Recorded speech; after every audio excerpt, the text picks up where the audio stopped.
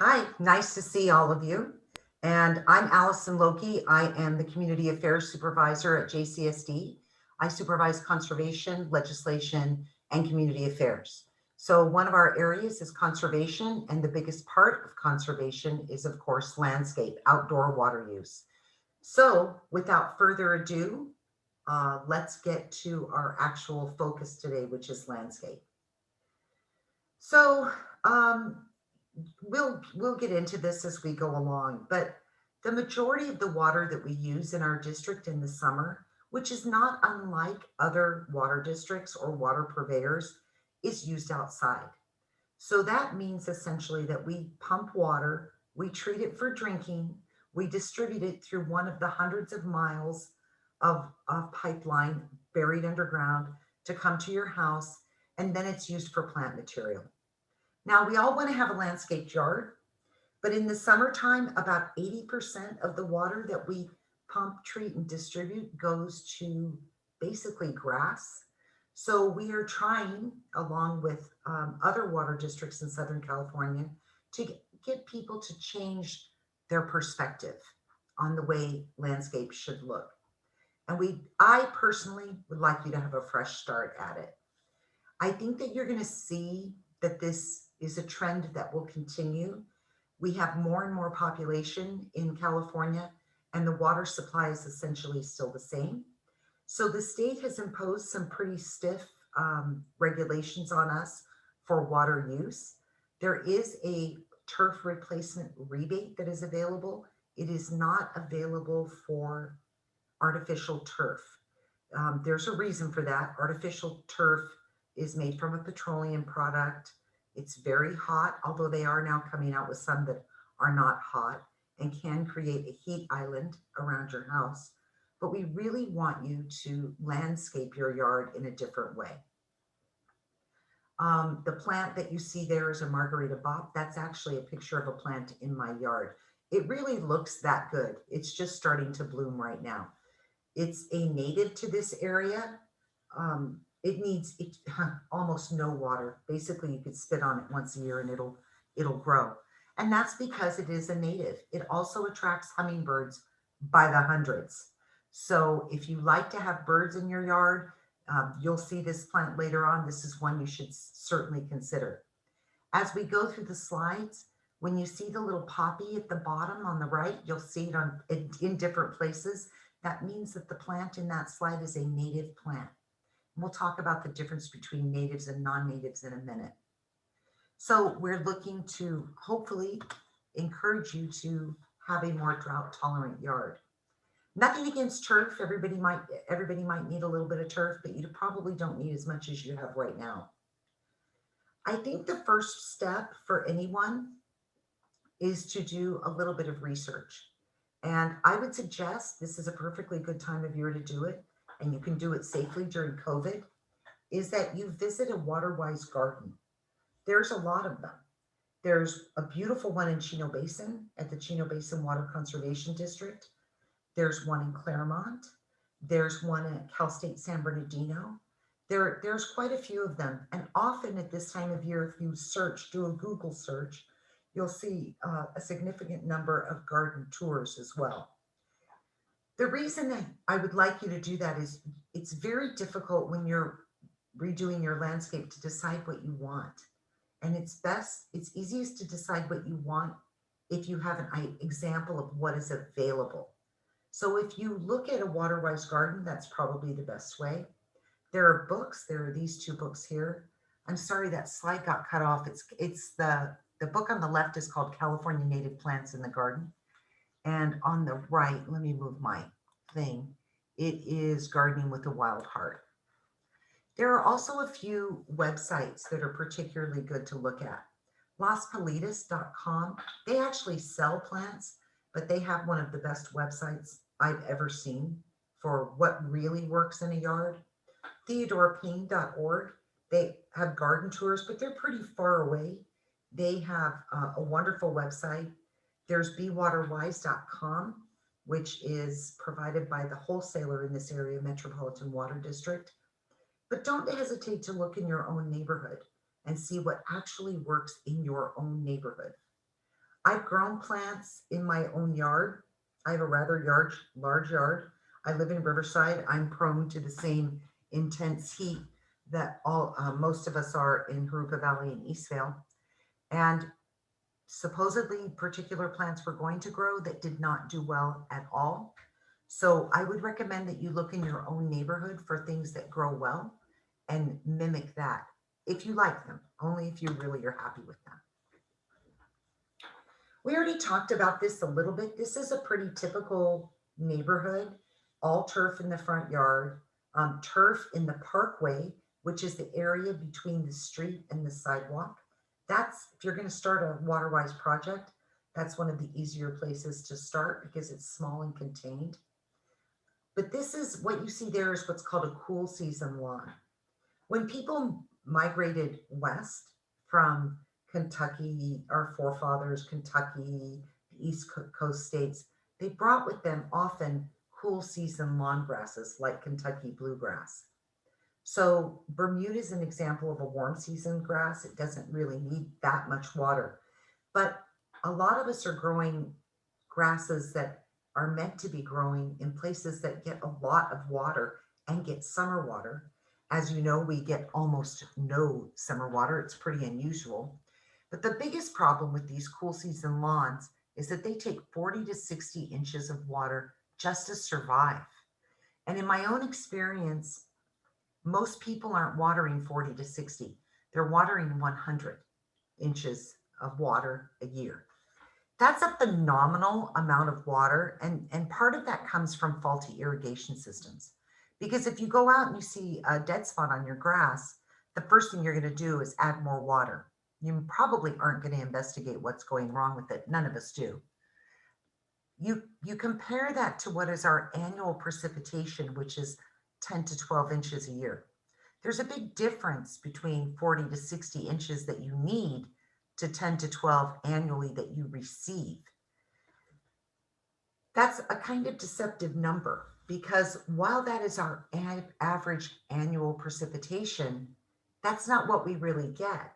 What we typically will get is 2 to 3 inches one year, 2 to 3 inches the next year, and then 25 inches the following year. But grass doesn't grow that way. It needs regular water. So whatever we don't get, you have to apply. It's not a very sustainable habitat. And it is basically for any native bird, bee, or butterfly, it is no habitat. Even any native insect, there's nothing for them to eat there. Birds dying off from lack of habitat is a serious problem throughout the United States.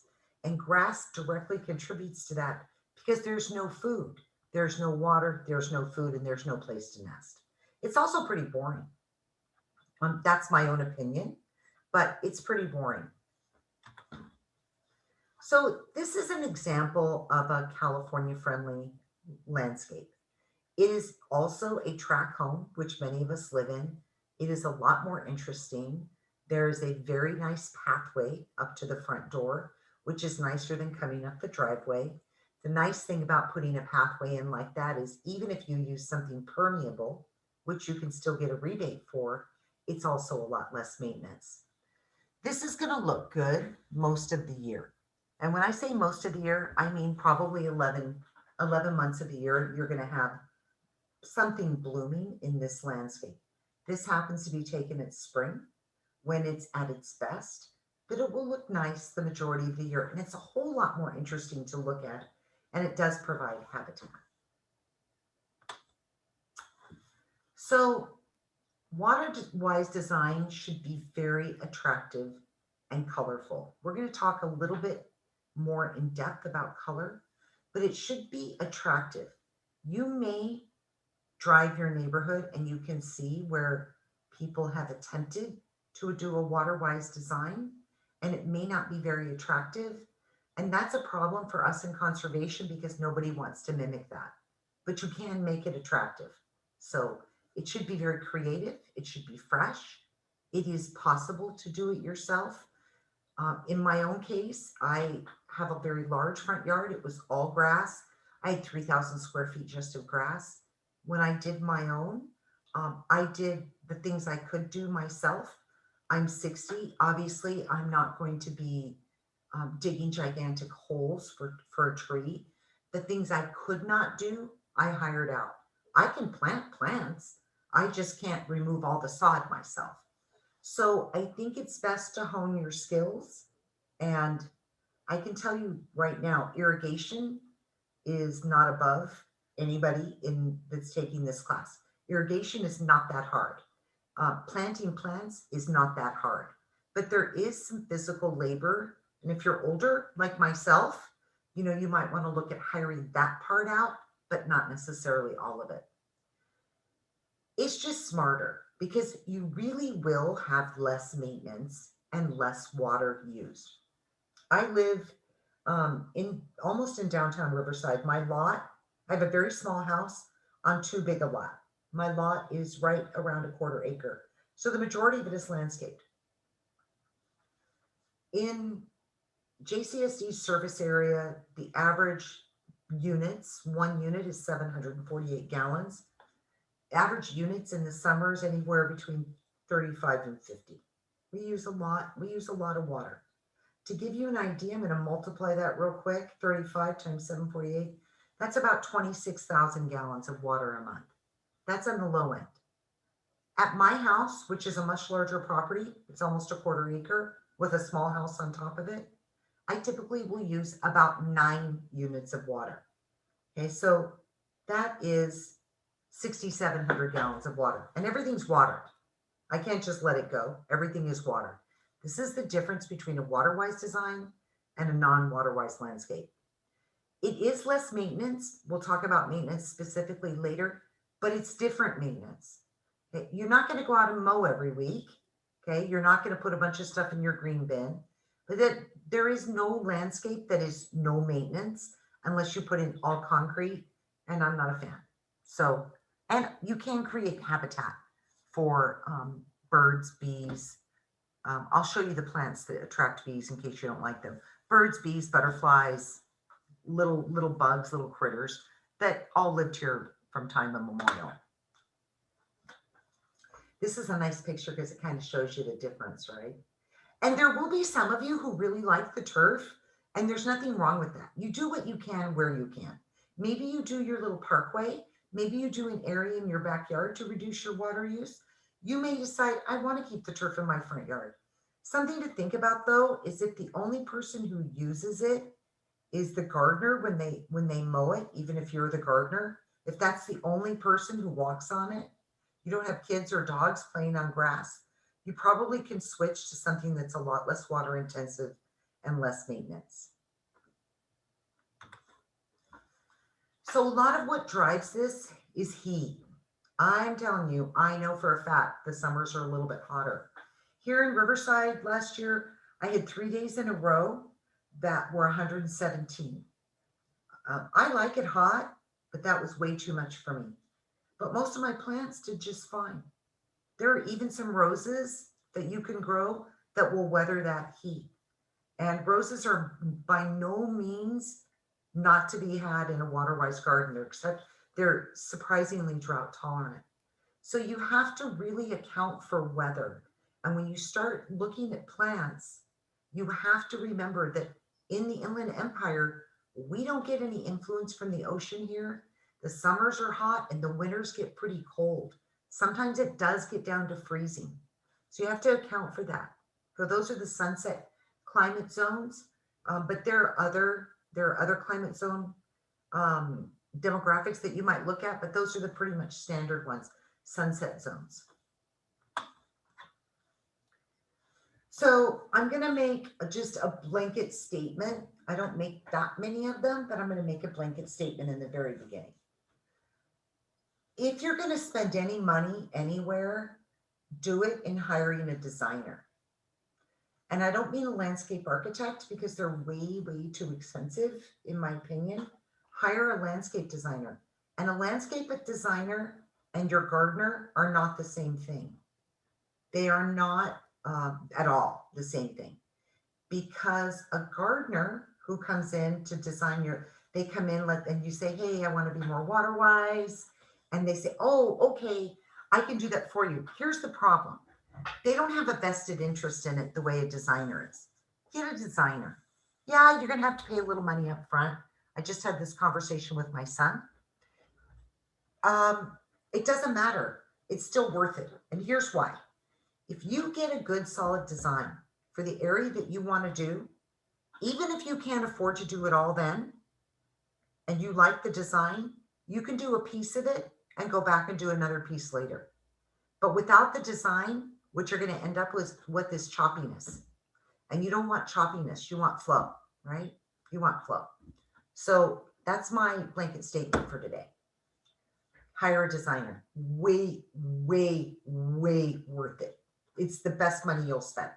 Do everything else yourself, hire a designer. I hire a designer. Okay. I do this all the time.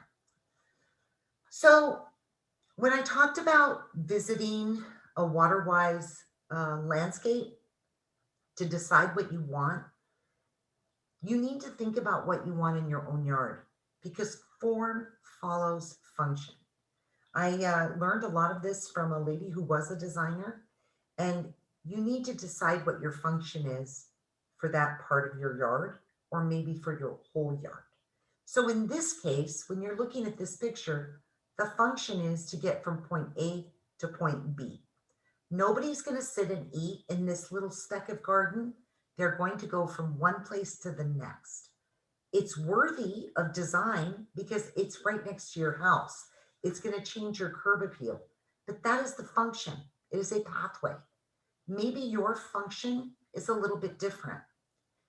It's always best to think of rooms when you're doing it. So this pathway would function essentially as a hallway. It's the hallway that gets you from one place to the next. You don't want an ugly hallway. You want a nice hallway. But now start equating other rooms in your house to outside. I'm going to give you my example. I have a small house, and I have a larger family. So I have an outside room that functions as a dining room because my family's grown, my children are having children. I have 3 kids. I have 1 granddaughter, 1 on the way. We really don't fit in my dining room. I'm lucky that I live in Southern California and we can eat outside a good part of the year. So it looks like a patio, but it functions as a dining room outside. I have a barbecue. That barbecue functions as a kitchen, right? If you have a fire pit area, that's a living room. Think of it as a room, and your design will turn out much, much better. You cannot ignore color. Color has an enormous influence on how we feel about things. Color can calm you, it can excite you. Everyone has a reaction to color unless they're colorblind. So you have to think about what color you want to go with. Unity and repetition are the key to a nice yard. You need to repeat your plants throughout your yard. So pick some plants you like and don't hesitate to use them over and over. That will create a flow. And make sure you think about maintenance. I'm okay personally with low to medium maintenance. I am not okay with high maintenance. I don't mind. I like to go out and putter around. So all concrete or all decomposed granite isn't going to work for me because there's not enough plants, but it is very low maintenance. So think about your maintenance, where you're at with maintenance.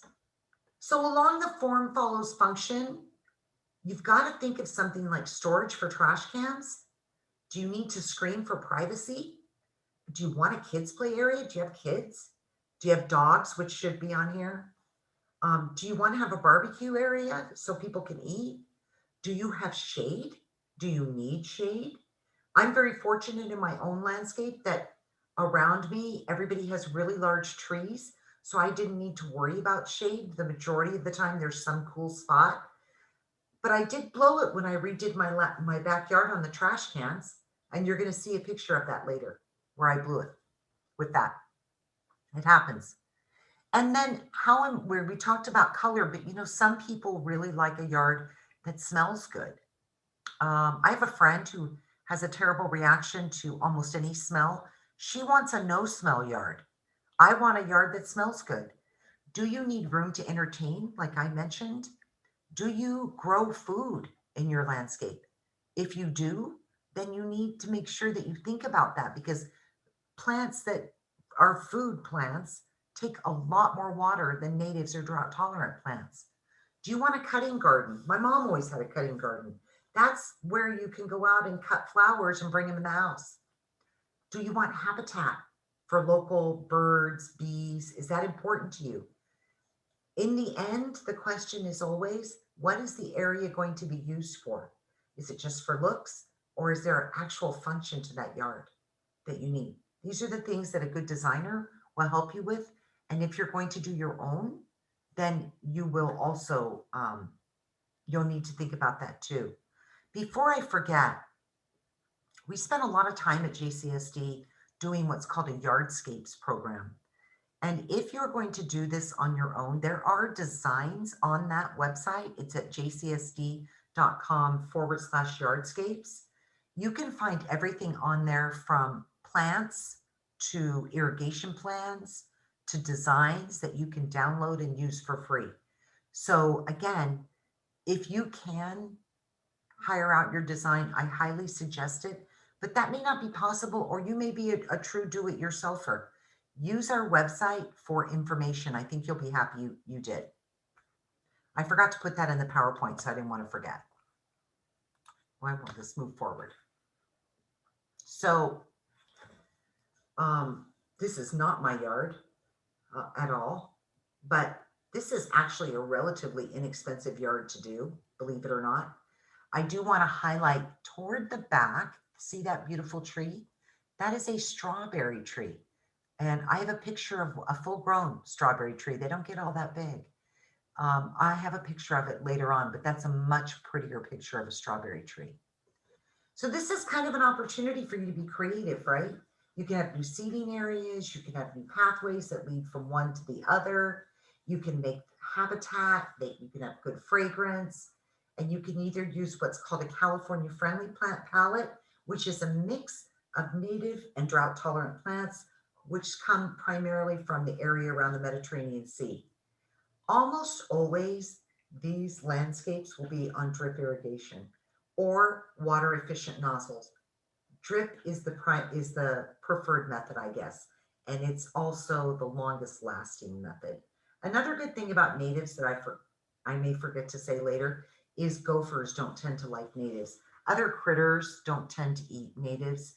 They may, birds and bees may come get the seeds, but you don't usually get eaten out from underneath by gophers in particular.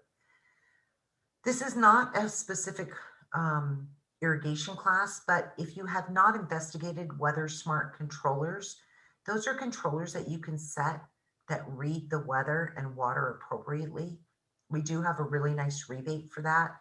I would ask that you investigate those. There are a bunch of them now that operate right off your smartphone, and they are extremely reasonably priced. So do investigate those. You can always contact us for that information as well. So remember how I talked about rooms? This is a nice little drawing of a room of a landscape that's been divided into rooms. So the little seated area, right, toward the bottom, that really functions as a bedroom. It's only for 2 people. It's a very small yard. They've screened it off with the wall from the grassy area. So you can see where the entrance is. It looks like it's probably DG in this design concept. They have a small table, which would function then as a dining room. They do have, I'm trying to see what that is. It looks like a little kitchen area. This is an example of a very small landscape that's been designed with rooms in mind. Okay? There's a nice flow to this. Here's another example of this. This is obviously a private space, right? Or in a very small yard. It's all drought tolerant with the exception of the grass. If you have dogs or kids, you're not really going to get away from not having some grass. But if you water it appropriately, it doesn't need to be a terrible water hog. If you look at the plant, if those of you who like the cooler colors, the more muted colors, you'll notice that it's very muted. It's mostly purples and greens with a little yellow thrown in. That's a DG pathway, very inexpensive to do. Sorry, not DG. It's pebbles in the pathway, little sitting area, very small backyard. You're almost drawn to that table in that area, right? You're drawn out to that, and that's the pathway and the plants that pull you along the path. That's a pretty key idea in any sort of landscape design. And I would say in this yard, I would say first, you would think that the dining area is the focal point, but in my mind, it's the grass that catches your eye the first. So it's a very nice water-wise, small water-wise landscape. I'm going to say roughly this landscape needs probably no water in the winter unless we're in a drought, none at all, except what nature provides, and very, very little water in the summer. It's extremely water wise, with the exception of the grass, which, if well managed, isn't bad. It's also real circular. Notice that the path is a circle and the grass completes the circle. It's nice. When you're looking in your outdoor room concept, make sure you don't forget kids, dogs, or older people. That's all I have on this slide because kids need a place to play. They have to. Dogs need grass typically, but don't forget older people as well. Some pathway materials are not as suitable for older people, like uneven bricks that aren't laid flatly, or flagstone can be a problem for older people who aren't as stable. My mom lived with me for a while and she had a walker. So when I did my yard, I did it specifically so that she could actually walk in it. Okay. Because otherwise I had to make allowances for the fact that she used a walker. I just want you to be aware we're all getting older and that you need to consider both or all three things: kids, dogs, and older people, the people who live there, but the people who will also visit your yard. Here's another little blurb on lawn. This is a lovely landscape. It's a little bit more rustic. It has big trees outside the concrete wall, but it also has a big tree inside, and you can see where they've newly planted some smaller trees. You should probably think of turf as the crown jewel, right? Because it's going to draw your eye because it's a large piece of green. The way they've set this up is it's just simply a resting place. They have two chairs. I could easily see an umbrella there maybe if you needed it. So you want to show it off and irrigate it properly, but put it in a useful space. You don't need acres and acres of turf, but you do need it in this kind of use, for this kind of use. Any questions out there yet? There's just one from James about asking about what kind of plants would go well on a fence for privacy. I know you're going to cover a lot of plants later, but you can kind of address that as we go. We can. I have a picture of one for you. A couple of pictures actually coming up, James. I think you wrote that in your thing. So when we get to plants, we'll certainly address that. Perfect. Otherwise, everyone's being super quiet. Don't be so quiet. Don't be so quiet. So look at this fine looking gentleman. I think there's some keys to success when you're doing this. You need a color palette and you need to stick to it. You need a plant palette, a materials palette, and then you need to have some discipline. Discipline, discipline, discipline. You can tell when you go to a landscape when somebody walked into a nursery, usually at a big box store, and said, I'll have one of these, one of these, one of these, and one of these. That's called a specimen garden, and it probably should be left to either the big box store or to a specialty garden. It's gonna disrupt the flow of your yard. You really want to stay, the best yards, the most successful yards have no more than 7 to 8 plant types.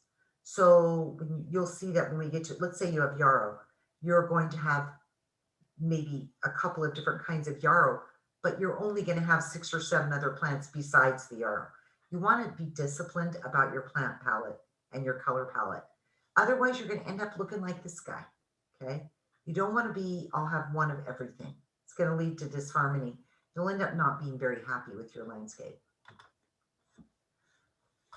So color is one of my favorite subjects because it really is something that people don't generally think about. And about half of you said hot colors, which obviously those are on the right side of the color wheel. And about half of you said cool colors, which is more on the left side of the color wheel. For landscaping, green is always the neutral, and you can always add white to either the hot color palette or the cool color palette. A white plant will make everything else look better. If you have a beautiful red or a beautiful purple, planting something white next to it will make it look even better. I'm just curious. I know that for myself, cool colors are calming, right? They make me feel calmer. They add flow to my life. My mom preferred hot colors. My mom liked those exciting colors. They always come to the forefront and they pop out at you, whereas cool colors recede. So if you're planting things in your yard, cooler colors, you might need bigger plants for them to be seen, whereas hot colors will go right at you. And you'll see that in my demo here. Analogous colors are colors that are very close on the wheel. So I'm going to go back one. So if you were to pick the purple, the blue, and the color in between, which is kind of a purpley blue, if you do that, you will always have a harmonious garden. The same is true on the reds on the other side. If you pick 3 blocks of the color wheel and you stay within those colors as much as possible, your landscape will always look harmonious, whether it's hot or cold. So here's an example of where they've done that. They've kept all of these colors within one spot of the color wheel. And it's actually quite attractive. It's very muted though. It is not going to be to everybody's taste. They have some gray in there for an accent. The gray functions basically as white in this one. Here's another example of cooler pastels, right? They kind of recede into the background. You're going to notice the whites a lot more than the blues and the pinks. Pinks are pretty, they're not too muted, so you'll notice them. So when you're thinking of cooler colors, you want to stay with the blues, the purples, the lavenders, the softer pinks. Pinks can get super hot, and the whites. Now let's contrast that with the hot colors. You can see some white in the background. The plant that you're first drawn to in this is the red hot poker. That's the one it looks like a poker. Of course, you see that. They are much more visually vibrant. They pop to the front. They make a spectacular landscape. They are very showy. If you really want to make something show up, surround it with, or in your front yard, if you want to really make your house stand out from the neighbors, put these hot colors in your landscape. Something we don't often talk about, and the very best gardens use this a lot. When you think of English country gardens, they're almost always monochromatic. In this one, this is kind of a classic. It's green and white. That's it. Very muted, very relaxing. Probably not to my taste. It's not quite enough color for me. But there might be some of you out there that really enjoy this monochromatic scheme. You could do green and purple, green and pink, green and red. It would all look pretty, but it's monochromatic. The green, again, is the neutral. It takes the place of black or brown in a landscape. But it is an attractive, very attractive landscape. Here's an example of unity or repetition. This is a lovely poolscape. That is French lavender that has been planted repeatedly. That's all that is there. But it does create a very nice flow. And the other thing with it is it's very little maintenance when you have the same type of plant repeated. In my own yard, I have about 8 8 different types of plants that are repeated throughout the yard. What's nice about that is, and I have some roses, if I'm going to feed my roses, it's all the same food. If my roses happen to be a little bit prone to black spot, I buy it and I hit them all at one time. It does make it easier to maintain a yard that has less plants, more unity, and more repetition. I think this is a particularly good example of repetition. It may not be your thing. You may want to repeat with red hot pokers, but repetition is key for flow in a landscape. Here's another example of repetition with hot colors. This is a formal garden. I think this is actually in Washington State. I can't remember where I got this, but I think this is one I actually took. They're repeating red over and over. There's a little bit of pink, right? They're all hot colors, except for the white, right? The white makes everything else look good. They have lawn in this, but it's not overly landscaped, and yet it is spectacularly beautiful. I mean, this is a landscape that takes your breath away. It is so beautiful. And yet, there are very few plant types in this. They're almost all the same plants. They're just repeated. Notice even the pathway is the same. They were very disciplined when they did this, which is part of doing landscapes. Got to be a little bit disciplined. We're going to take a break after this, but I do want to show you this. This is another muted landscape. You'll notice that there is a fountain on the left. You'll see a scene later of a fountain that I have in my yard. I think every yard needs a water feature. For me, that is relaxing. If you do it properly, it is not a water waster, and it makes up for a lot, being able to listen to water. This is, again, very harmonious. It's mostly purples. There are some purples and pinks, obviously muted. It looks to me like there might be a strawberry tree in the background there. The grass substitute that you see in the center is Diamondia. You can walk on it. Very, very low water using plant, quite lovely. You have some silver put in there too. So this is an example of repetition, right, in a landscape, as well as a muted landscape. So if you go to our main homepage and you go to our water conservation, if you scroll to turf replacement and landscaping resources, we have lots of stuff here for you. And we have our yardscapes right here. And each of these is its own design. So let's say you want to go with flowery chaparral, then you can download all of these as a PDF by clicking on them. And it has a plant list here that you can take to like Home Depot or any plant store and ask them to have those plants there. And I think on that last screen too, it shows lots of resources if you would like to remove your turf, and it has like a step-by-step process for you there. So hopefully that helped a little bit. I think Clover's on this call. I'm here.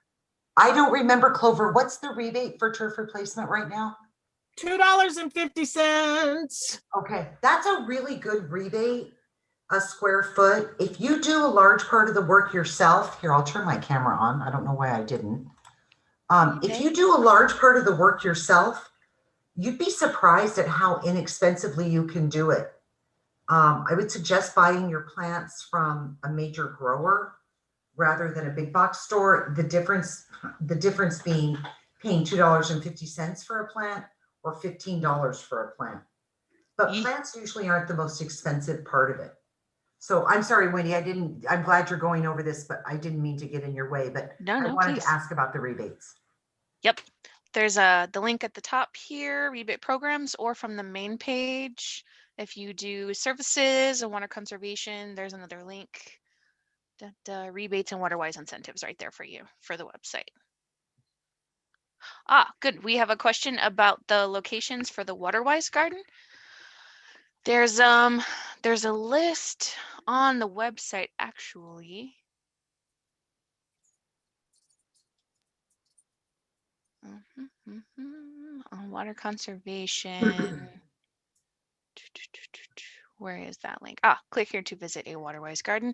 Although these are not, I might want to double check on these with coronavirus hours and open operations and stuff.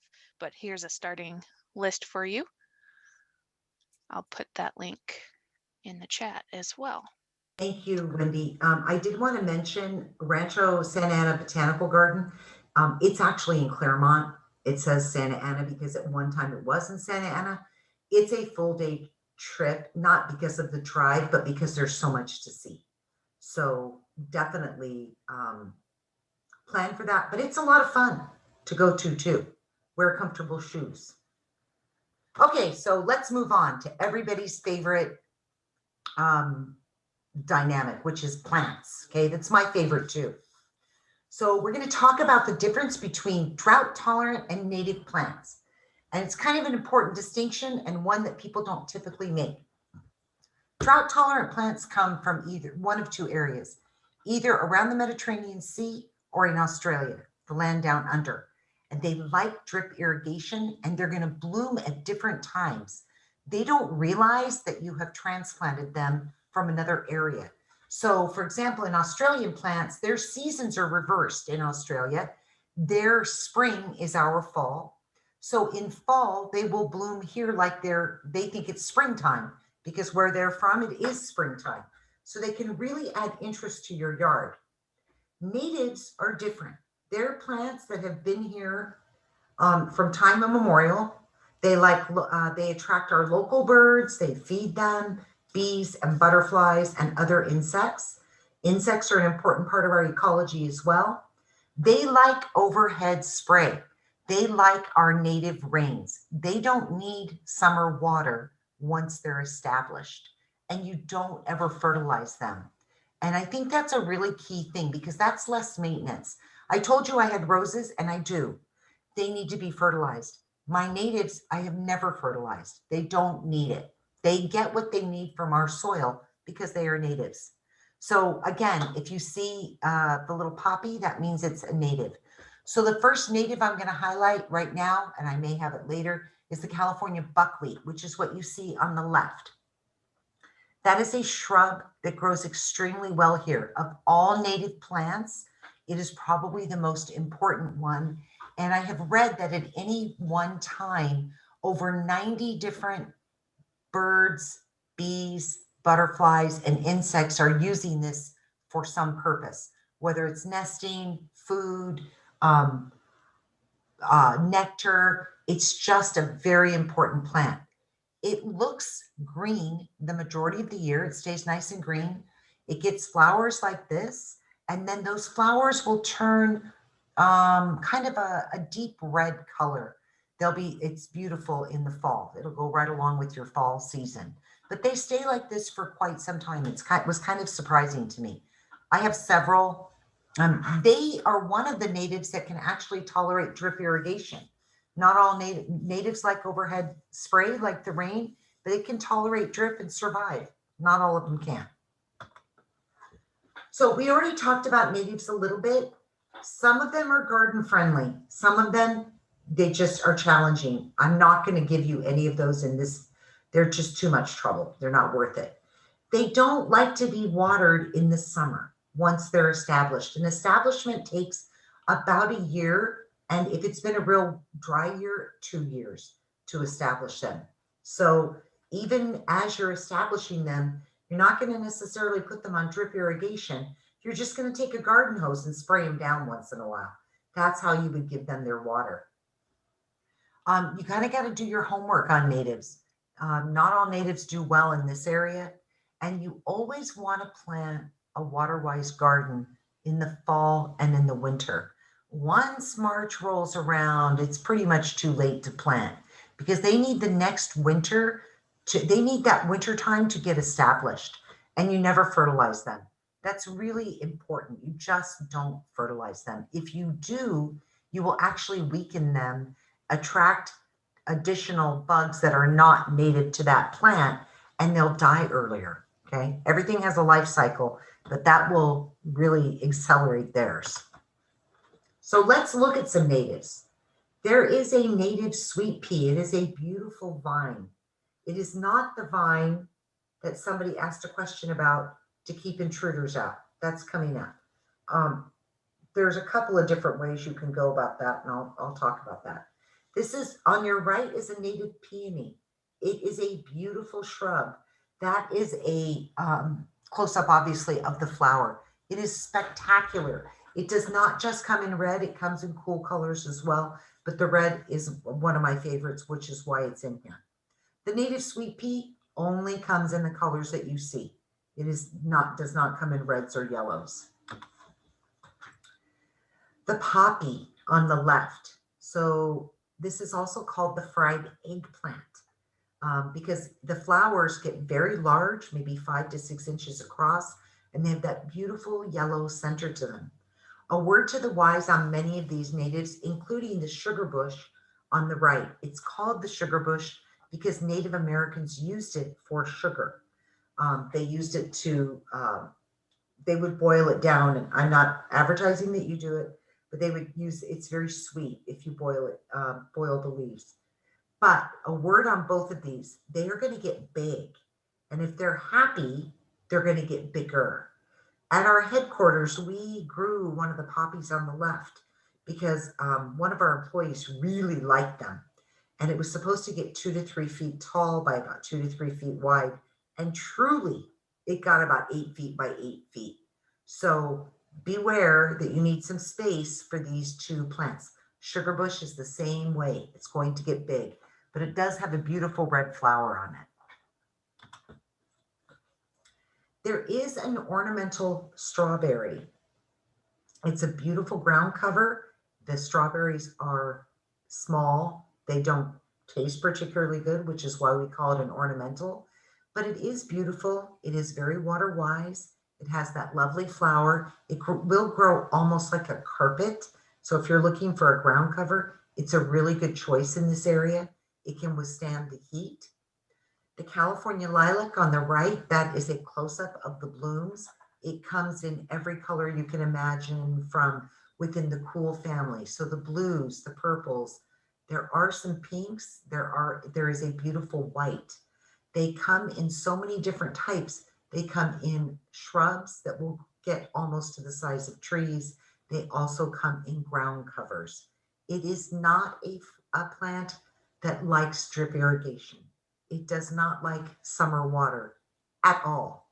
And when I say at all, I mean no drop of water should touch its in any way, shape, or form once the rains leave, say in March or April.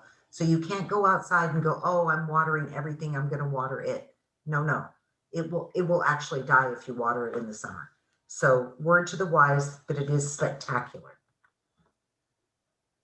Coyote brush you see a lot on the left. It's used primarily in areas where you don't necessarily want people to walk, but you want some greenery. And the example is the parking lot here. But it is good in a residential landscape, and you see a close-up of it below. Very, very water wise. It stays green all year round. So it's not one that's going to be, looks like sticks for part of the year. It's going to stay nice and green and form a good ground cover. Toyon on the right, this is not a great picture of Toyon simply because it has that ugly brown spot in the center, but it has a beautiful red flower. It will grow to a very, very tall shrub, or you can train it to be smaller. They are natives. Birds come and eat the little berries on it as well. So it's a great native to keep in your repertoire if you like the hotter colors. Yarrow. Somebody had a question about a border. Yarrow is one of the most serviceable plants you can get. Yarrow is good not only for the flower, but also for the leaf. If you look at the one on the right, you'll notice it has a feathery, almost tropical leaf. The one on the right is the native species, the original native. It's white or yellow, period. The white one that you see is the most native of all of them. It has a flat flower head. That's because butterflies come and land on it and both drink there and rest there. It's the perfect butterfly plant, but it's been hybridized into many, many different colors. And while they are not considered native, they act like natives here. So you can get them in reds, pinks, whites, yellows, almost every color of the rainbow, even a lavender. It makes a wonderful border. Now it is a native, an innovative hybridized plant, but it's drought tolerant, but it's not as drought tolerant, for example, as lavender or California lilac. It needs some water um, throughout the year to really thrive and make a beautiful border. But somebody asked a question. I use it as a border plant. I've let it spread, and then I just pull it out where it's just gone too wild. It tolerates summer water. You don't have to give it summer water, but it tolerates it. One of my favorites because butterflies love it. You cannot go wrong with anything in the penstemon species. It will tolerate full sun in the Inland Empire. It does a little bit better if it's shaded from the worst of the afternoon sun. It again comes in a variety of colors and sizes.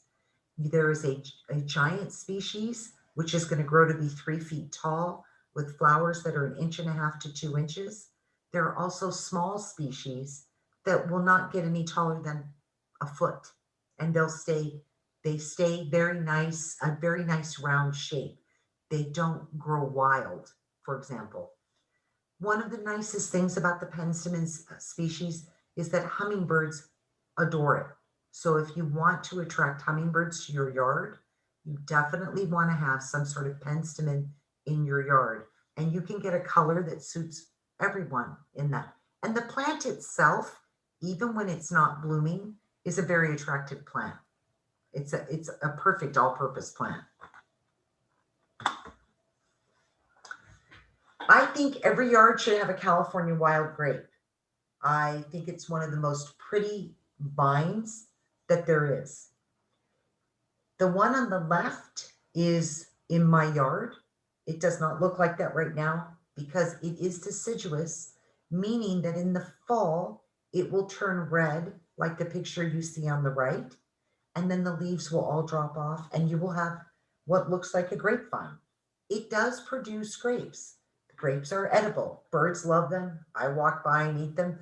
They're tiny little native grapes. They're not like we get from the grocery store, but they are nice. Okay. And you can train it to cover a wall, which you can kind of see there. There's an ugly block wall behind the picture on the left. And that's what I was trying to cover up because I don't like the way the block wall looks. That plant started as about the size of a coffee cup 6 years ago, and that's its growth in 6 years. But the wonderful thing about that is that plant bed where I have that has no irrigation. That plant has never received any irrigation other than what nature provides. So it's super hardy. Birds love it for the grapes, but it also looks really attractive, and you could make it look more attractive if you trained it to grow out over your wall. And it looks beautiful in the fall. Look at the beautiful red. That's why it's called Rogers Red. Salvia is a bomb-proof species. It is a type of sage, and if you don't like the smell of sage, this is not the plant for you. It does come in a variety of colors. Hummingbirds love it, as do other neighborhood birds. They will come eat the seeds long after it stops blooming. I have the variety on the left, and that is a Cleveland sage. They're very easy to grow. It is going to grow much, much bigger than you anticipate. The ones in my yard are at least 6 feet wide by at least 4 feet tall. And they started out as tiny little baby plants. The reason I like it is no other plant takes a beating from the heat like this plant. Whereas penstemon does a little bit better if you have it in a little bit of shade, especially when it gets so hot in the summer. Salvia doesn't mind how hot it gets. And I use it as a plant to shade other plants. So for example, I have one corner of my yard that just gets full sun in the summer from the time the sun rises till the time the sun sets. It's just that spot in my yard. I have it because it's grown so tall. On the opposite side of it, I planted some other plants that can't take that sun beating, but they can take it, they can take the heat, but not the direct sun. It never bothers the salvia. It just keeps on ticking.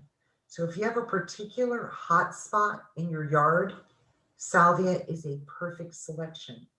The Cleveland sage in particular can take an incredible beating from the heat. So I want to mention that there's a lot of misinformation about cactus and succulents out there. Part of the reason people don't want to convert their landscapes is they think it's going to look like Arizona, Phoenix area. The plants that grow well in Phoenix do not grow well here. We get too much water in wet years, they drown. But there are some succulents, like agave, that like water but can tolerate the longer periods of time when there is no natural irrigation. There is a spineless agave. There's also the blue flame agave. There will be some of you in the class who really love succulents and plants that look more like cactus. I have some too because I think they're interesting to look at in a yard. They provide texture, they provide variety in a yard, and they're pretty carefree to grow. So agave is a good one to look at if you're looking for something that's more of a cactus type plant. But rest assured, plants from Phoenix don't grow well here at all. Rock rose is just what it says. It's a plant that grows really well in rocky soil.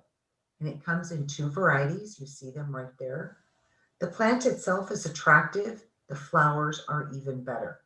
You can plant it in that rocky, hard to plant space, whether it's full sun, partial sun, no water, and it's going to pretty much thrive and get bigger and do well. You may have to cut it back about once a year because sometimes it does a little too well, but I think it's a nice variety, and it doesn't get more than 2 feet tall. So I have the California lilac highlighted in 2 places, and that's because I love this plant so much. This is a really good example of what a California lilac looks like in bloom. If you do not like bees, or you are afraid of bees or allergic to bees, do not plant a California lilac. When it is in bloom, it attracts bees to the nectar like crazy. Just as an experiment, I have a few. Mine isn't quite as big as this one that you see, but mine's a good 7 feet wide by, I'd say maybe almost 6 feet tall. It will literally be covered in bees in the springtime. I've walked right up to the plant. They're too busy eating to pay attention to me. And I've never seen, obviously, any of the aggressive bees on it. It is not a plant for you if you don't like bees. It is also not a plant for you if you're going to water it. Don't put it on drip. Don't do anything to it. Just let nature take care of it. It has to have good drainage, and it works well on a slope. So it can't have its feet wet, so to speak. It likes some water once in a while, as nature provides, but it has to dry out pretty quickly. California lilacs will put roots out 10, 15 feet deep. That's why it just simply does not need very much supplemental irrigation, if any. One of my favorites. So I guess if I had to pick another favorite, the plant on the left, the Calandrina, is one of my favorites. It's a succulent, and then it has that beautiful hot pink flower that comes up. It's going to bloom once or twice a year, depending on the soil. It's going to propagate on its own, as will the coral bells on the right. Now, that's kind of not a great picture for the coral bells, in that in the Inland Empire, it does better if it gets a little bit of shade. If you'll notice in that picture, There's no shade provided by anything you can see in the picture. It needs a little bit of shade. It can't be in full sun from morning till dark, but it can tolerate a surprising amount of heat, and it will propagate and spread. And it has those beautiful little bell-like flowers on it that hummingbirds like as well. If you're looking to cover a little bit of space or as a border, the grasses are a really good way to go. My favorite is the pink one, which is everybody calls it muley. It comes in different varieties. If you say pink muley, it's fine. I think it's the Caprillis variety. It's going to look like this for a fair amount of the year, maybe 3 or 4 months. The rest of the year is just going to be some beautiful grass that's swaying in the wind. What's really nice about this is that not only is it very low water, it needs almost no maintenance. About every 4 years, you go out and you give it a butch haircut, and that's all the maintenance it gets. It will grow as a beautiful, beautiful border, and it's such a great plant that I almost recommend it to use as a border plant because it does look this good as it's swaying. The one at the top, oh, by the way, the one at the bottom also comes in a purple. It comes in a purple variety. And the one at the top does not have a colorful flower. That's the Riggins variety. But if you don't necessarily want everything to bloom. It is that beautiful shape. It adds a lot of texture to your yard. And I kind of think that every yard should have it. So that's why I always show this grass. So oak trees are the backbone of the California landscape. If you have the room, please plant them. They are not near as slow growing as people think. They can shade your whole house. If you go to some older, more well-established cities like Claremont, for example, many, even here in Riverside, many people have them in their front or backyards. They are a foundational plant for birds here, for squirrels. The Native Americans use the acorns as well. So I like you to plant trees, but try and plant the native trees. And if you can, plant the oaks. Those are the best. And there are miniature varieties of it too. So you don't have to plant this gigantic one. So these are non-native plants, and they all are good performers. You saw in a picture earlier, there was Diamondia, and this is a little bit better example of Diamondia with a different color flower also, but it grows well in between brickway. You see the flagstone or the cement walkways there. You can walk on it without damaging it. It can't take foot traffic like grass, but it can take some foot traffic. And then kangaroo paw to the left is a really great plant from Australia. It comes in orange, red, yellow. There is a small variety and then the giant variety, giant kangaroo paw, which is what's pictured there. Giant kangaroo paw will get 3 to 4 feet tall. Kangaroo paw makes a really good cut flower. If you were to cut those and take them into the house, the blooms would last probably at least a month, if not longer. But they're also an interesting plant. So if you're looking for interest in your yard, interest at a different time of year, Diamondia and kangaroo paw are both good choices. You see lantana planted along the freeways. You see it planted basically everywhere. Lantana is not a native plant, but it's been here so long that we consider it a native almost at this point. Lantana is a plant that literally will grow on almost no water ever. It will survive even if you water it just like a native only as rainfall. It also comes in a variety of colors. It comes in pink, white, a multicolor, a almost red, yellow. Yellow is the least hardy of all of them, but there is a species called golden lantana.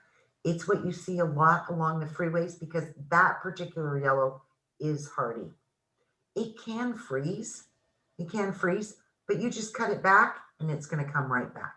So trailing lantana or lantana bushes, if you have a particularly bad spot in your yard where nothing else will grow, try lantana. Okay? It's a little bit common, but there's nothing wrong with that if it works for you. Allison, we got a question about the kangaroo paw plant. Yeah. Can Okay. it be put in a pot? Yes. Yes, it will grow in a pot.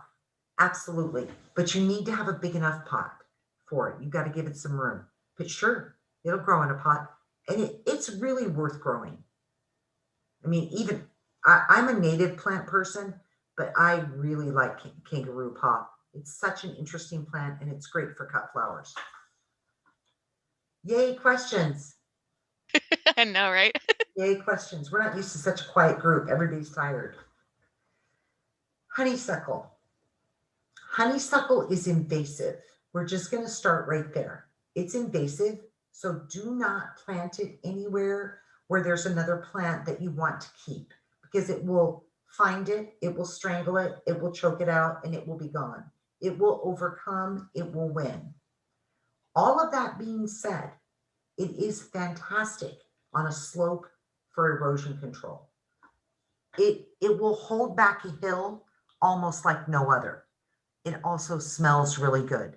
I think it smells good. If you don't like fragrance, it's not the plant for you. It does not come in a variety of colors. This is what you get.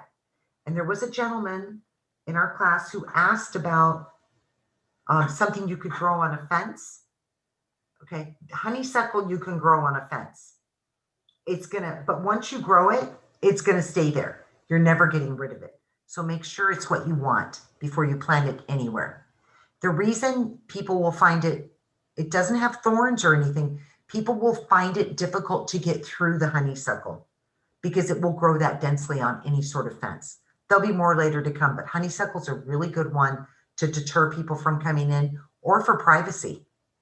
You know, it's so dense and it's a beautiful plant, to tell you the truth, even when it's not blooming. It's a beautiful plant. So it grows super dense.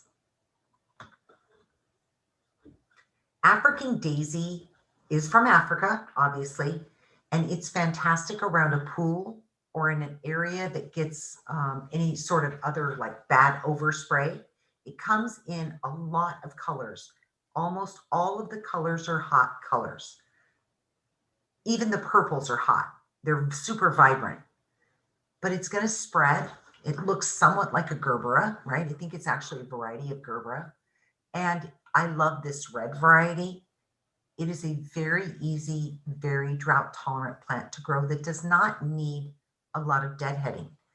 Deadheading is when you cut off the blossoms after they've started to die back. Anytime you deadhead a plant, you're going to spur regrowth and more blossoms. African daisies will continue to bloom even if you don't deadhead. If you have roses, deadheading will keep your roses producing. African daisy, you don't need to do that. Trailing rosemary, I put this in here because if you have a spot that you need to go over a ledge like you see in the top right, it's a really great plant for that. But it does attract bees. So and this is the kind, you can use this for cooking too. It's not a different plant, but it attracts bees. So if you have a bee problem, do not plant rosemary because you'll have to get rid of it. It just attracts bees like crazy. If bees aren't a problem, then it's a great plant to go over a rocky ledge. It'll basically grow in rock. So it's a good choice that way. Here's red hot poker. Red hot poker is, I think, one of the most beautiful plants. The leaves are beautiful. It stays green year round. It does not die back. The flowers last a really long time. You can cut them and take them in your house. It's visually interesting. Red hot poker is just one of the best plants you can get. It's not a slow grower. It stays in this nice shape that you see there, the nice round, compact shape, and yet puts up all of these blooms and blossoms. It just doesn't have a downside as far as I'm concerned. It's not a native. It needs water through the summer, but it just doesn't have a downside. It's a great plant. That's why it gets its own page. Probably the question I get the most is about roses. People are very attached to their roses. When they've been growing roses, they want to keep them. And I have roses too. I like roses. I have tree roses basically that grow as, or they're vines. You can keep your roses. Every plant is assigned what's called a Wucal's number, which is the number that how much water it needs. And it's a scale from, I think, one to nine.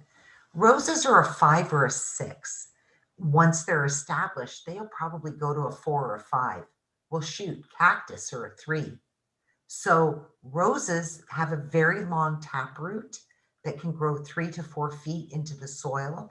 That taproot will supply them with water as long as they get a decent amount of rain.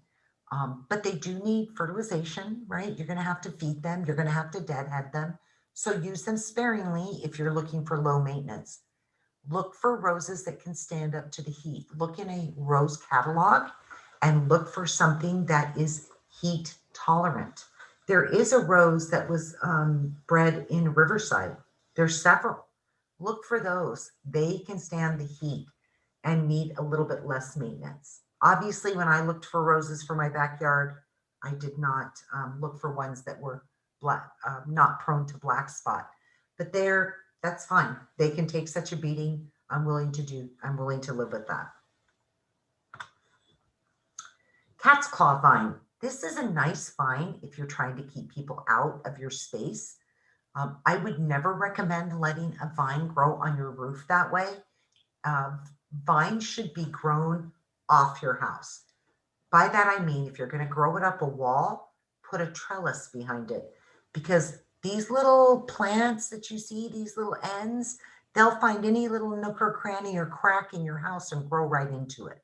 So I wouldn't recommend this, but I do like the picture, and it does give you an example of the flowers along a cat's claw. The reason it's called a cat's claw is because it has some spikes in it. So if you're looking for something to keep people out, grow this up a fence. I guarantee you, people will no longer be coming through your fence. The next one is even better than that for that. Bougainvillea. Bougainvillea is messy. What you're seeing as the flower is not really the flower, it's the leaf, but it's still just a spectacular plant. Because those are leaves, not flowers, that's when the leaves fall off, that's what you have to clean up. But it has some lovely thorns on it. And if you want to keep people out of your space, grow a bougainvillea. And they also come in a wide variety of colors. I love this red. They come in peach, purple, white. There's a bougainvillea for every person. The plant itself doesn't look like much because what you're seeing that looks like bloom is the plant. It is prone to frost. If we get a lot of bad frost, it may kill it back. You're going to have to cut it back and let it regrow.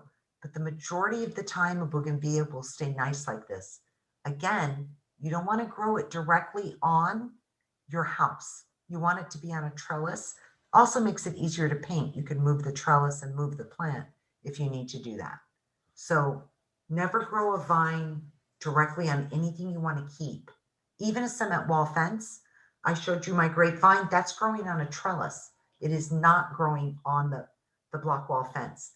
Parts of it are touching, but it is not growing on it because it'll ruin a block wall fence too.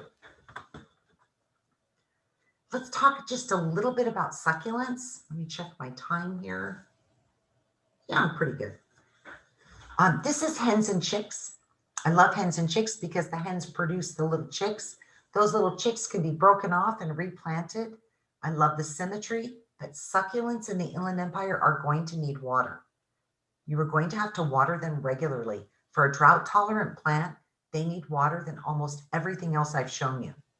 You can't almost overwater them. So remember that you want to grow succulents sparingly for interest, as they incredibly provide, and then gift all your friends with all the chicks that come off them.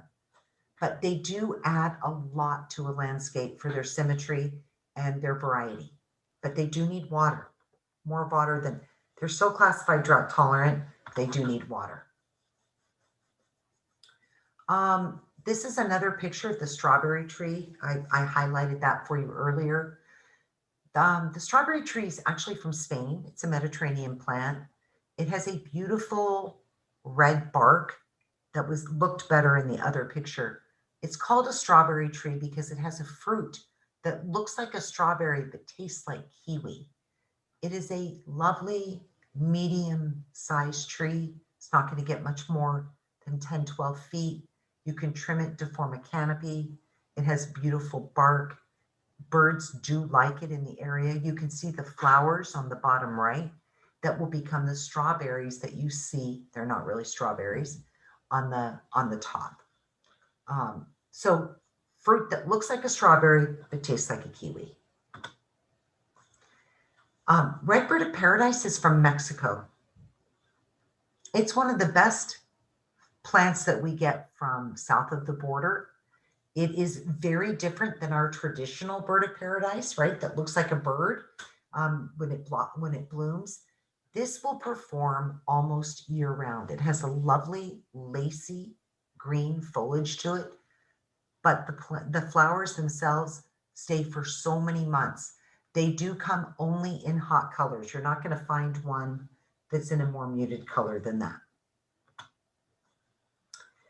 Butterfly bushes grow so prolifically here that people think of them as natives, but they are not. And you can't treat them like natives. They will grow large. They will grow much larger here than you think. But butterflies do indeed love the cone-like flower that you see on the picture on the left. They come in blues, whites, pinks, mostly the muted colors. I've never seen one in any of the hot colors. But if you like butterflies, definitely plant a butterfly bush. You'll be well rewarded with them. Crepe myrtle is a plant a tree from the south. But in the south, they grow it like a shrub, multi-trunked. Here, we tend to see crepe myrtle trees. They come in pinks, reds, purples, lavenders, and they have the beautiful bark on them that you see on the picture on the right. The picture on the bottom is the color when they're turning in the fall. But back to the bark, there's nothing wrong with that tree. That's a natural shed of the bark, but it makes it to be even more lovely. They come in multi-trunk varieties, more like a strawberry tree, or they come in the single variety that you see on the left. They bloom as prolifically as you see there in that example on the left.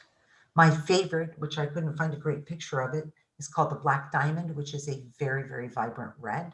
But you can get them in white, and you'll see them a lot in Riverside. They're very heat tolerant. They do not do well with heavy pruning in this area. You just kind of have to let them go. But you don't need to feed them much either. So iris are what I call a filling plant. And it's also a very nice border. The one on the left is a picture I got from a friend. The two pictures on the right are pictures that I took on my walk yesterday. I was walking in another neighborhood and I walked by this lady's flower beds and stopped and asked her if I could take a picture because she had such a wide variety of iris. They're blooming like crazy now. They have a really nice foliage, which will stay green like that knife-like appearance most of the year. They're a bulb. They're very, very drought tolerant.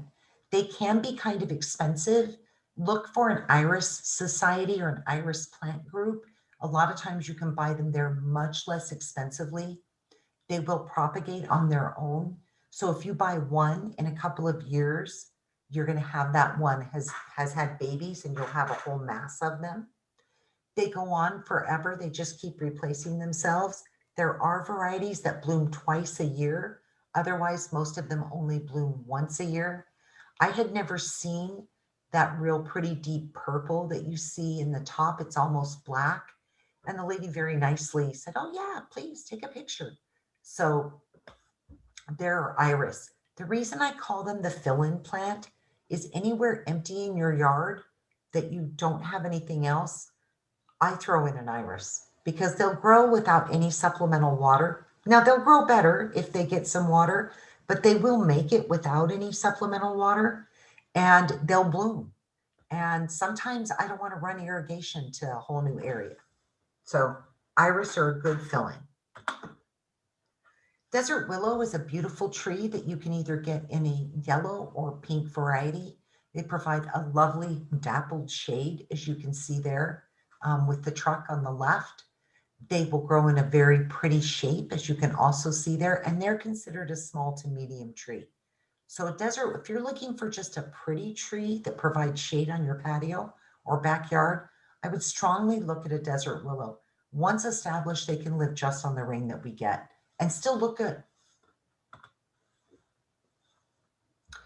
So now we're kind of on the home stretch here, and we're moving on to seasonal landscape maintenance. So it's very dependent on your landscape type, whatever your maintenance is going to be. That makes sense, right? So if you have drought tolerant plants, you're going to maintain it one way. If you have native plants, you're going to maintain it another way, grass or traditional plants. Don't forget that in the fall and winter, you can reduce your irrigation for any plant type. So it's not just natives, anything can be, because it's cooler, right? Some people forget to turn their irrigation back. And that's your best opportunity to save water is in the fall and the winter. So this is my must be said slide, right? If you go to a turf reduction water-wise landscape, it's not just the water and it's not just the maintenance. You're going to reduce your green waste, which helps us all because landfills aren't going to get filled quite so frequently. The large trash companies that have to pick up your green waste, they're basically out of things to do with it. So they bury it. They don't really compost it all that much because they don't know what's in it. Tree clippings, they will do some mulching with it. There's such a benefit overall that I really hope after seeing this class, you'll at least investigate it a little bit further and spend a little bit of time maybe redoing your own landscape. In maintenance, every landscape is going to have maintenance. There's no such thing as none, but it's different. So in my case, because I have primarily natives and drought tolerant landscapes or drought tolerant plants, I may go a long time with doing nothing. I haven't basically worked in my yard at all for the last month. The weather's been bad. I haven't had time. But then I may go out and spend 3 or 4 hours because I have a large landscape trimming and cleaning up. And then I may go another month. It's not the same as having grass where you have to mow it. You have to edge, mow, blow, and go, period, on a much more regular basis, pretty much year round in Southern California. So if you have drought tolerant plants like this kangaroo paw, obviously you can see I like kangaroo paw, right? They're on a different schedule. So you want to fertilize them in the fall because they think it's spring, and you want to cut them back first. So cut back, fertilize. Always, always look up the species for more information. These are general rules. And then clean up any leaves or debris that might have collected. It's fine to have a little bit of leaf litter. It's okay. But too much prevents the ground from getting sunlight. It gives some ugly pests a place to live. It's not great. Keep your yard as tidy as you can. If they're natives, which there's the giant penstemon on the left, you're not going to ever fertilize it. Just don't. They're always going to be planted in the fall. Mid-September, late September is a really good time to plant. It gives them time to overwinter. You can cut them back when you have established plants if you need to, but you don't often need to cut them back. If they're out of control, cut them back. Otherwise, just let them be. And again, you want to clean up the leaves and the debris around the base of them. I have big trees in my neighborhood, so I'm always cleaning up leaves anyway. And they get stuck in the bottom, and then water can't get to the plant base, and there's bugs in there. So I try to keep them fairly well cleaned up. Talking about grass, okay? grass needs to be fertilized 3 times a year. If you're going to have grass, take good care of it. You'll be so well rewarded. It'll look like the emerald carpet. If you're going to have grass, you might as well have it look good. You need to fertilize it in the late summer, the early spring, and the fall. The biggest problem that most residents have with their grass is they never dethatch it. And you can see that thatch layer on the left-hand side. So you're like, I never even heard of that. What is dethatching? Dethatching can be done with a dethatch rake, which I don't recommend because it's super, super hard to do. Or you can rent a dethatcher from a big box store and pull it around. And it looks like a rake with spikes on it at the end. And it's going to pull out all that gunky stuff that you see in that thatch layer, which is basically decomposing little insect bodies and tiny pieces of grass that have compacted there, and they're not allowing the grass to get properly fed when you fertilize. It gets stuck in the thatch rather than going down into the roots. It makes much healthier grass if you dethatch once a year in the fall. Let your grass grow tall. It likes to be tall, 3 to 4 inches at least. Why, you say? Each individual blade of grass is its own plant, and they all shade one another when they're nice and tall.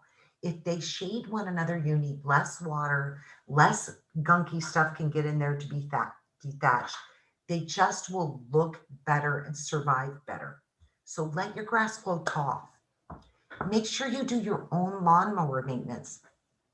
The biggest problem homeowners have is if they have a gardener, the gardener comes to their house after being at someone else's house, and that person might have a disease on their grass. And if the gardener doesn't clean the blades and the lawnmower in between, they've transferred it to your house. So you can have a beautiful, beautiful tract of grass, but and with no weeds. But if your gardener comes and starts trimming your grass and they have weed seed on their blades, it's now been introduced into your yard. So keep this in mind. You want to keep your yard as isolated as possible, especially if you take the time to do this to it. When you fertilize 3 times a year, don't only use liquid fertilizer. Use, like late summer, use granular. Early spring, you can use liquid. Fall, use granular. If you only use liquid fertilizer, you will not get as pretty a grass. You need to mix it up. Traditional plants, it's everything we haven't talked about, right? So you want a deadhead as you need, cut the spent blossoms off. You always want to trim them back in the fall so that they can overwinter and be ready for spring, except roses, which should be pruned in January in Southern California. With a rose, you want to cut them back by about 1/3. And don't forget to reduce your water. So I told you about a water feature. Everybody should have a water feature. And when I redid my backyard, the water feature on the right is in my yard. I'm going to push enter and it should play you a tiny little video. Yes, it's working. So those are little birds that come to my water feature. I've had as many as 18 at any one time. That was a super cheap water feature to install. To the right, the video to the right is when I had just done it. The plants are tiny, nothing looks very good. It's on a recirculating pump, so it doesn't waste water. I get everything from hawks to owls to tiny little birds to hummingbirds. Now, the picture on the left I took this morning, and you can see that my plants have grown in a little bit since the first one, which I put in last April. I think it was last April. And yeah, I mean, it's to the right of that is my kitchen window and then my patio. So I can look out my kitchen window and watch the little birds, and it brings me like endless hours of enjoyment. Who knew? You can also spot a mistake. You can tell that I don't have the rest of my fence up yet. You can see the grate on the right. You can also look through the concrete wall and see the grapevine.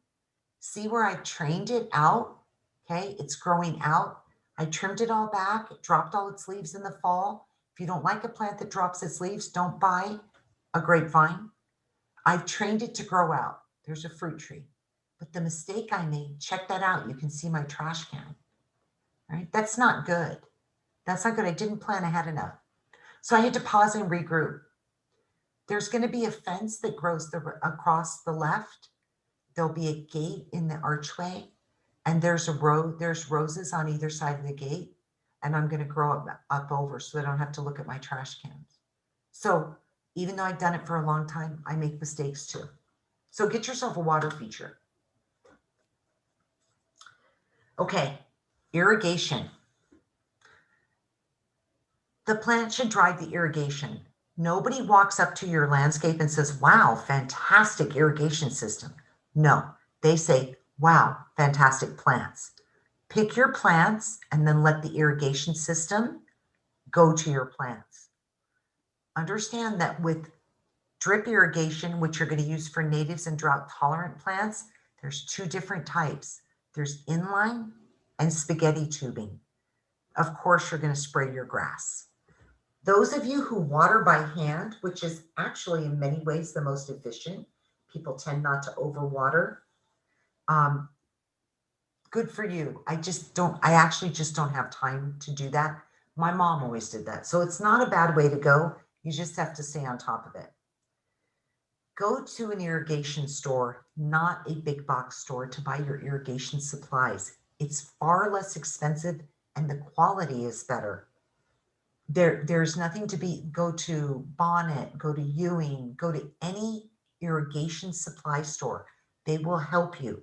Truly, the quality is not the same as you get as a big box store, and it's about half the cost of going to a big box store. Drip is without a doubt the most efficient irrigation we have. It is not difficult. If you were to use drip off a hose bib, this is what it would look like. There's a valve, a backflow preventer, a pressure regulator. It goes into a filter. You must have a filter in case any sand or grit comes up into your irrigation system, an adapter, and then the tubing. There's a cap at the end. The things in between are called emitters. It is not that difficult. If you were doing it with a traditional valve system, imagine instead of, excuse me, the screw top valve that you see in yellow, it would just be hooked up to a regular pressure valve. Hold on, sorry. You have to use a pressure regulator. Drip irrigation does not like to go above 20 pounds per square inch. Most people have 50 to 60 coming into their house. So if you don't, it'll simply blow up your irrigation system. If you bury it under mulch away from the sun, it will literally last 10, 15 years. It is well worth the investment. It is much, much cheaper. And you want to flush your system once a year. Hang on just 1 second. Sorry, I've got a little cough. This is what an inline system looks like. They have drippers, which you can see in the center there, spaced every 12 inches. There's a filter and a dripper inside it. It's called inline drip. It is the easiest way to install, and you need a lot less supplies.